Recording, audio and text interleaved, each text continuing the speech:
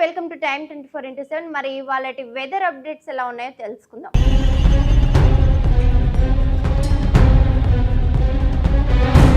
దేశంలోని అన్ని ప్రాంతాలలో వాతావరణం గురించి ప్రతి క్షణం తాజా సమాచారం తెలుసుకుంటూనే ఉన్నాం. ఉత్తర భారతం నుంచి దక్షిణ భారతం వరకు వాతావరణం ఎలా ఉంటుంది, ఈశాన్య భారతదేశం నుంచి పడమర భారతదేశం వరకు చలిగా ఉంటుందా లేదా వేడి పెరుగుతుందా ఇప్పుడు తెలుసుకుందాం. దేశంలోని ఏ భాగంలో గరిష్ట ఉష్ణోగ్రత ఉంటుంది, ఏ భాగంలోని కనిష్ట ఉష్ణోగ్రత ఉంటుంది, ఏ దేశంలో ప్రధాన నగరాలు ఢిల్లీ, ముంబై, చెన్నై, కోల్కతాలో ఉష్ణోగ్రతలు ఎలా ఉంటున్నాయి, ఇక్కడ వర్షం పడుతుంది, ఎక్కడ వర్షం పడుతుంది, ఎక్కడ పొగమంచు ఎక్కువగా కురుస్తుంది, ఏ రాష్ట్రంలో ముందుగా సూర్యోదయం జరుగుతుంది అనేది ఇప్పుడు తెలుసుకుందాం.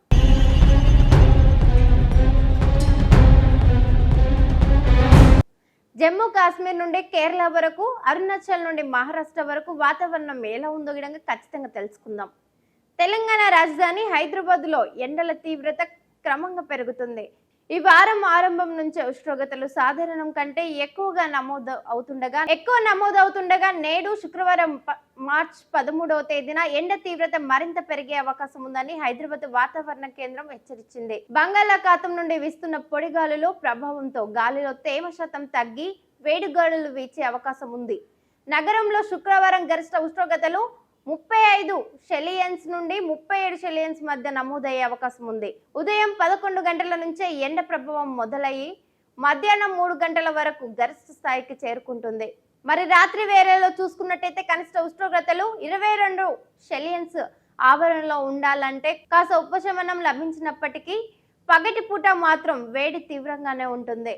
రోజంతా ఆకాశం నిర్మలంగా ఉంటుంది. మేఘవృత్తం అయ్యే సూచనలు లేవు. గాలిలో తేమ 19% కంటే ఎక్కువగా ఉండటంతో చర్మం పొడిబరడం, దాహం ఎక్కువగా వేయడం వంటి ఇబ్బందులు ఎదుర్కోవచ్చు.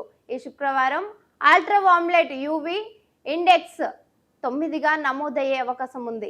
ఇది చాలా ఎక్కువ వర్గంలోకి వస్తుంది కాబట్టి నేడుగా ఎండలో తిరగడం చర్మానికి హానికరం. హైదరాబాద్ తో పాటు రాష్ట్రంలోని ఇతర జిల్లాల్లో కూడా వాతావరణం పొడిగానే ఉంటుంది.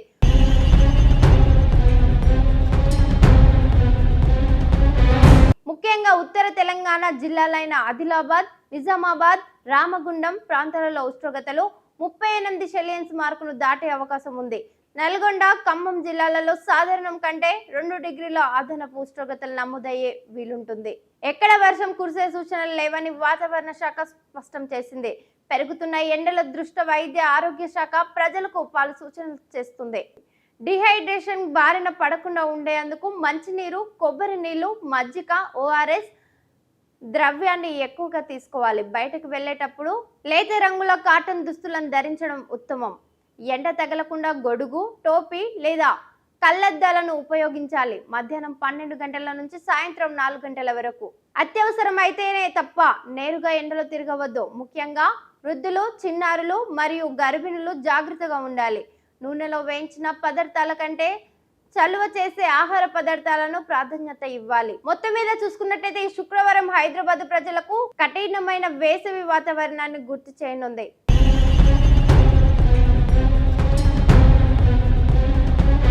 వర్ష సూచనలు లేకపోవడంతో పొడిగాలులు ప్రభావం ఎక్కువ ఉండడంతో రాబోయే రోజులలో ఉష్ణోగ్రతలు మరింత పెరిగే అవకాశం ఉంది. ప్రయాణాలు చేసేవారు ముందస్తు జాగ్రత్తలతో సిద్ధం కావాలని వాతావరణ నిపుణులు సూచిస్తున్నారు.